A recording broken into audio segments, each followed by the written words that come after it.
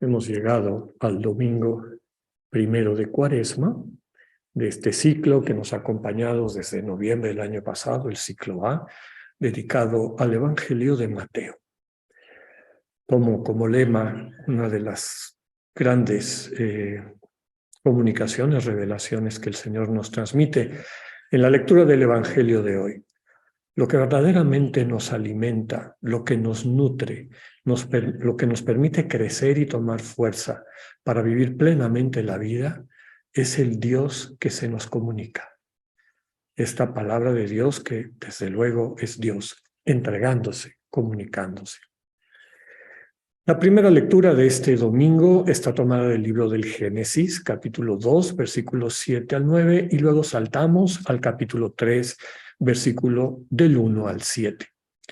Escucharemos, por lo tanto, segmentos del segundo relato de la creación del ser humano, según el libro del Génesis. En el capítulo primero se describe que en el sexto día Dios creó al ser humano a su imagen y semejanza, hombre y mujer lo creó y luego descansó al séptimo día. Después, en el capítulo 2, vuelve a empezar, como si no nos hubiera dicho lo anterior, y hay una segunda historia, un segundo relato de la creación del ser humano, que seguramente viene de una fuente distinta, pero que los redactores del libro del Génesis consideraron importante incorporar. Y el capítulo 2 y 3, del cual vamos a leer fragmentos ahora, son parte de esa narrativa catequética, desde luego que nos transmite verdades importantes de nuestra realidad humana y del misterio de Dios. El texto nos presenta a la primera pareja habitando en el jardín del Edén, un espacio preparado por Dios para que lo disfrutaran. En él convivían con Dios. Dios los visitaba cuando soplaba la brisa de la tarde. Aparece un personaje, la serpiente, que les engaña convenciéndoles de que la felicidad no está en la comunión, en dar y recibir amor, eso que vivían con Dios, esa comunión con Dios, sino les presenta una alternativa, la autosuficiencia, el apropiarse, depredar, no depender de nadie. Empieza a crecer en el corazón de Adán y Eva algo que no existía antes, la avaricia, el afán de posesión, el creer que su alegría vendría de objetos y no del amor de sujetos, de personas. Por primera vez en sus vidas, Adán y Eva arrebatan algo que no se les había dado por gratuidad. Así, inmediatamente quedan fuera de esa dimensión de la gratuidad, del amor compartido y comunión con Dios, y por lo tanto queda distorsionada su relación con su entorno material. Ya no lo ven igual. Al mismo tiempo empieza a pervertirse, a cambiar la imagen que tienen de sí mismos.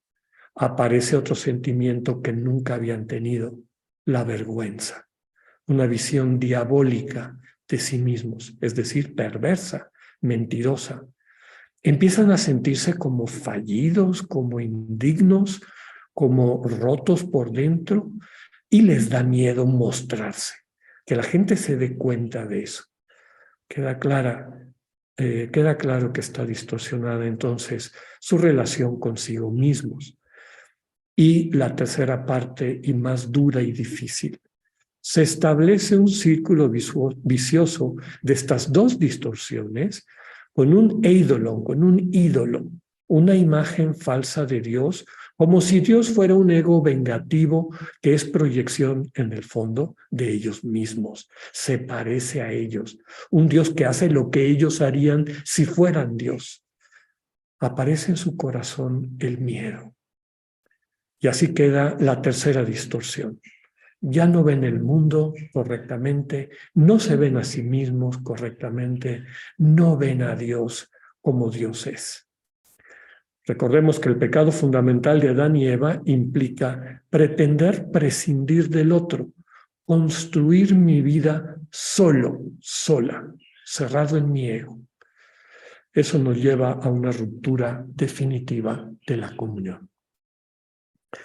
La segunda meditación que haremos alrededor del Salmo responsorial, vamos a escuchar un salmo muy bello, muy profundo, muy querido, conocido como el Miserere, por su primera palabra en latín, que significa apiádate, ten misericordia de mí. Es el canto de una persona que reconoce su falta ante Dios. Una manera muy bella, poéticamente, de describir el don de la compulsión, es decir, el dolor por las consecuencias del propio pecado. El salmista describe su dolor por haber traicionado a un amor tan grande, el amor de Dios. Y lo dice tal cual: contra ti solo pequé. Desde ahí el salmista nos lleva a la esperanza del perdón y reconciliación y el deseo de una vida renovada, en comunión permanente con Dios. Tomamos sus palabras: crea en mí, Señor, un corazón puro, un espíritu nuevo que me permita amar como tú nos amas. La segunda lectura está tomada de la carta del apóstol San Pablo a los romanos. Ya hemos comentado que esta carta se conoce como el Evangelio de Pablo, tanto por su profundidad teológica, es la más larga de sus cartas, es casi del mismo largo que el Evangelio de Marcos, como por contener el centro de la predicación del apóstol, de la predicación de Pablo. Fue escrita para presentarlo a él, a Pablo, a la comunidad de Roma que él no había fundado. Todas sus otras cartas están dirigidas a comunidades fundadas por él o dirigidas a algunos de sus colaboradores. La lectura de hoy nos presenta, en consonancia con la lectura del Génesis, la antítesis entre el primer Adán y el segundo Adán, es decir, Jesús. Como consecuencia del primer pecado que ya describimos, toda la humanidad está sujeta a esta inclinación a la perversión. Recuerden que pervertir significa vertir de manera equivocada, desperdiciar, tirar los dones que Dios nos ha dado para dar, conservar y llevar a plenitud la vida, y tirarlos en cosas que no dan vida.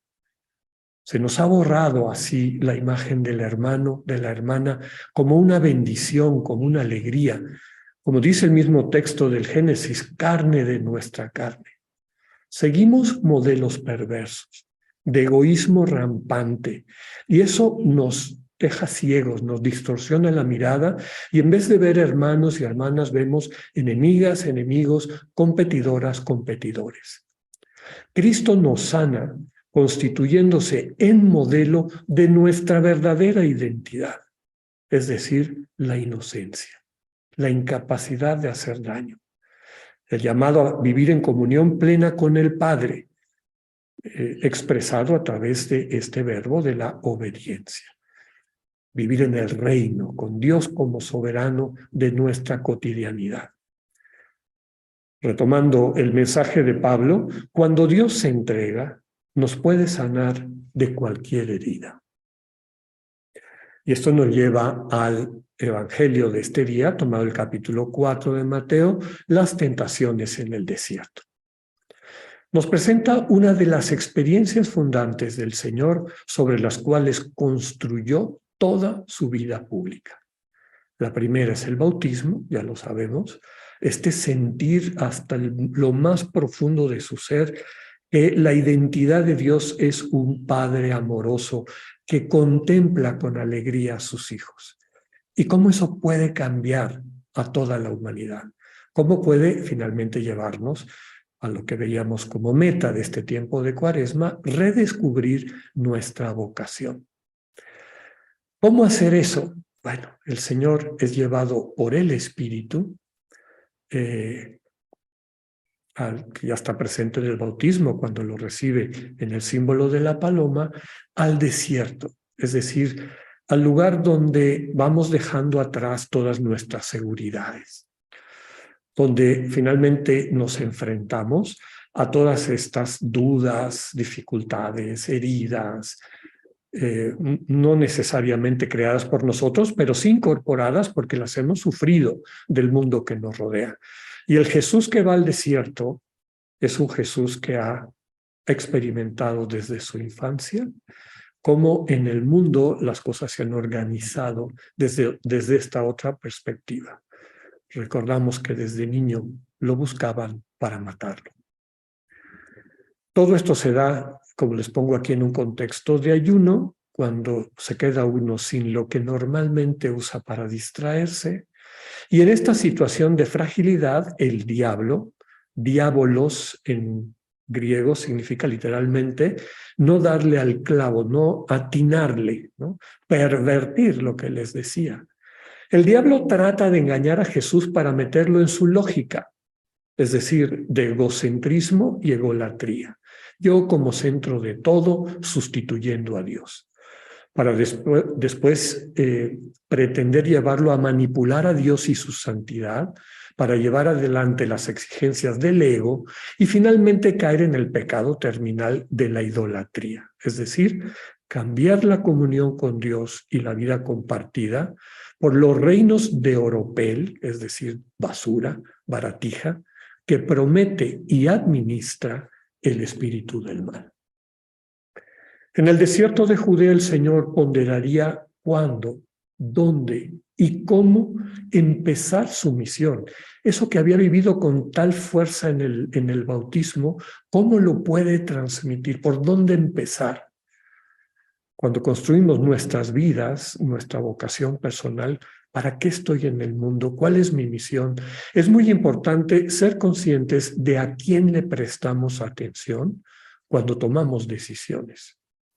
El pervertidor busca convertirse en el asesor de Jesús y de ti y de mí y de cada persona. Las tentaciones, recordemos, son finalmente engaños. Quien engaña, hace lo posible para que no se vea la trampa. El diablo trata de convencer a Jesús de que el fin justifica los medios. Quiere hacerle creer que para llevar adelante el proyecto de su padre es necesario que se provea de medios que finalmente nos esclavizan al ego, es decir, la riqueza, el poder y la imagen. El argumento del espíritu del mal es claro. A mí me ha sido entregado todo el poder y la gloria de estos reinos y yo se la doy a quien quiero. Todo esto será tuyo si te arrodillas y me adoras. Es más fácil caer en esta trampa de lo que nos damos cuenta. Nos quedamos con la recomendación final y definitiva del Señor. Adorarás al Señor tu Dios, a Él solo servirás. En el retiro taller de mistagogía, que pueden ustedes encontrar en nuestra página web, cuando hablamos de esta progresión del ser humano, finalmente la mistagogía, esta pedagogía del espíritu por la que Dios nos lleva, presentamos cómo el ser humano sale de las manos de Dios bueno, porque Dios es bueno, y al mismo tiempo ingenuo, porque no tiene digamos, un referente para poder distinguir el bien del mal. La gente ingenua tiene esa problemática, porque no conoce, no sabe interactuar con esa realidad a la que se enfrenta. A veces termina haciendo cosas malas, pensando que son buenas, o dejando de hacer cosas buenas, pensando que son malas. Y recordaba una experiencia mía de pequeñito.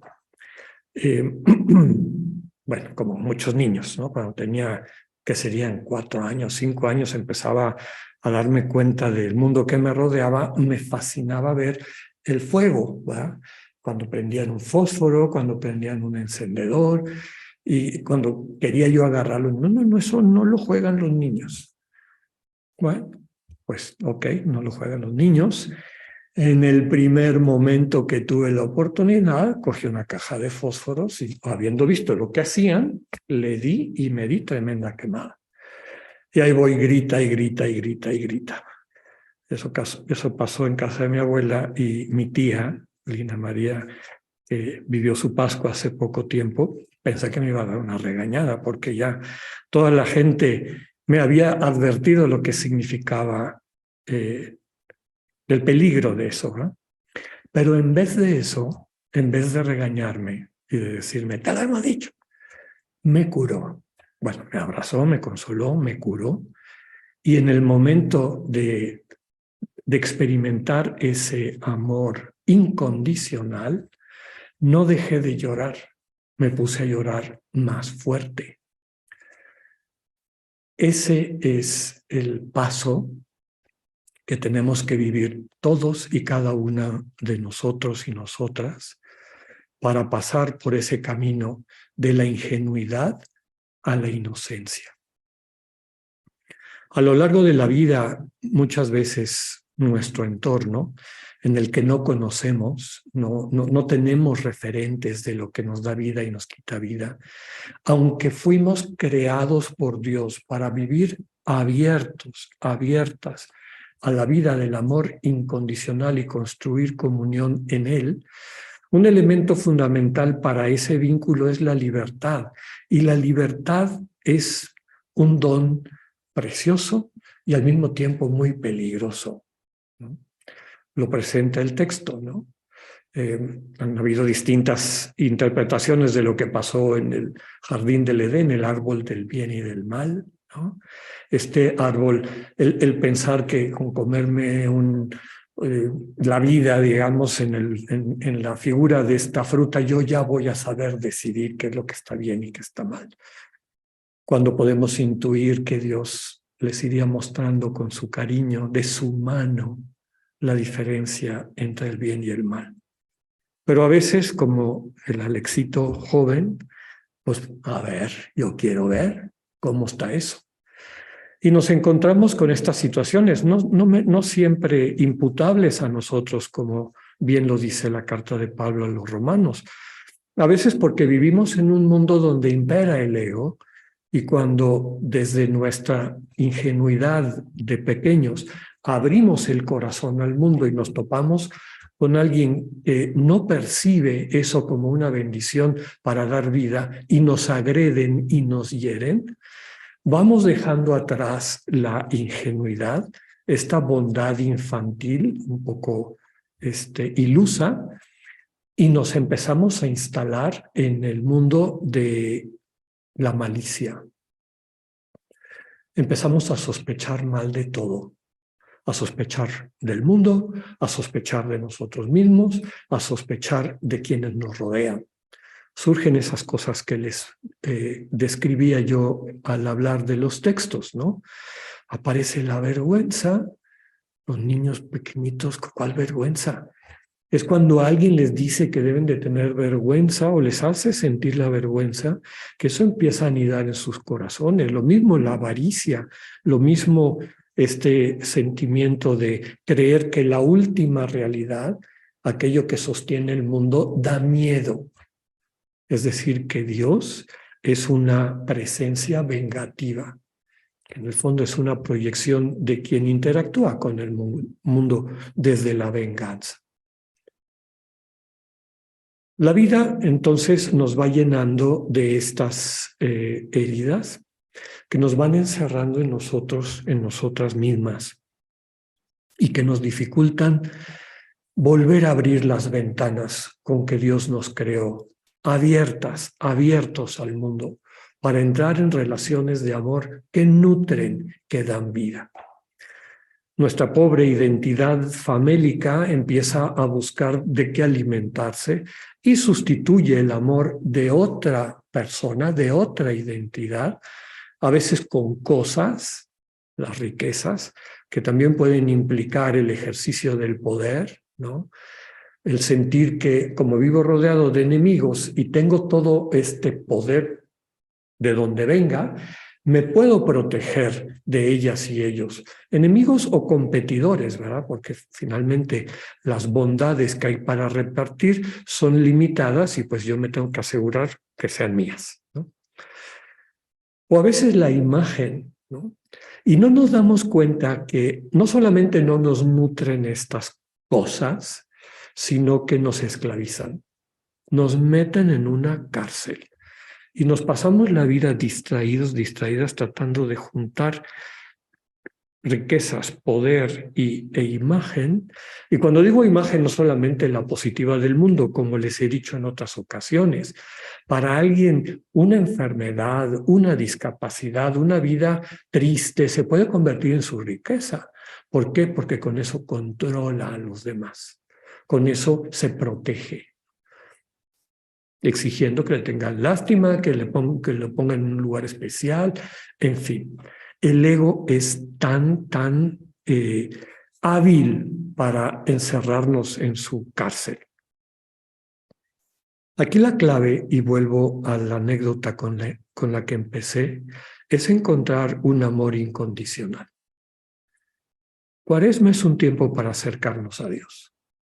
Acércate al Señor Jesús con tu quemada de vida, con tus heridas, con las canalladas que has hecho, con las canalladas que te han hecho, con todas estas circunstancias que a lo mejor te han ido dejando encerrado en la malicia del ego, esclavizado por el ego, y contempla al Señor. Verás cómo, igual que me pasó a mí, vas a encontrar un amor incondicional. Y ese dolor que ahí está, es un dolor de todo el desamor que nos ha tocado vivir, el desamor que hemos cometido contra los demás, que hemos hecho multiplicar con nuestro egoísmo. No solo te va a doler más, como me pasó a mí. No dejé de llorar, empecé a llorar más, pero estaba llorando por otra cosa. Ya no era el dolor superficial que se pasa con un tiempo de la quemadura, sino el sentir que había dado la espalda a un amor tan grande. No le había hecho caso a un amor tan grande. Estaba ahora sufriendo conmigo en mi sufrimiento y curándome. Eso se llama compunción, es un regalo de Dios, es lo que es importante pedirle para este tiempo de Cuaresma. Acudamos así con nuestras heridas al encuentro con Cristo, que tiene la capacidad de amarnos y amándonos sanarnos. Que así sea.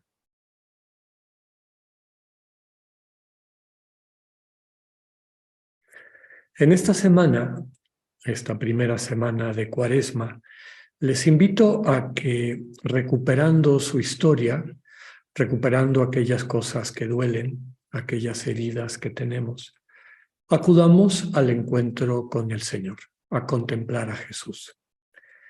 No te contemples tanto a ti misma, a ti mismo, consciente de eso que en ocasiones te esclaviza, te hace daño, no te deja vivir en libertad. Ponte totalmente en las manos del Señor. Contempla a Jesús. El encontrarte con el inocente te va sanando de la malicia y te lleva finalmente a tu vocación de ser eso, inocente, que no es lo mismo que ingenuo. El inocente es aquel que es incapaz de hacer daño. Lo que diga y lo que haga siempre se traducirá en vida. Así es Dios, es inocente. Inocente no quiere decir cómodo. En esas charlas con el Señor, como bien nos recordaba Artemisa en el credo, a veces el Señor te va a llevar por caminos oscuros a los que les tenemos miedo, pero que de su mano podemos recorrer para sanarlos, para integrarlos. El Señor nos acompaña a lo largo de toda esta Cuaresma con una pregunta. ¿Qué quieres sanar en mí, Señor? Que todos los días podamos acercarnos a Cristo y guardar silencio en oración para escuchar lo que Él nos diga. ¿Qué quieres sanar de mí, Señor? Que tengan una excelente semana, Dios con ustedes.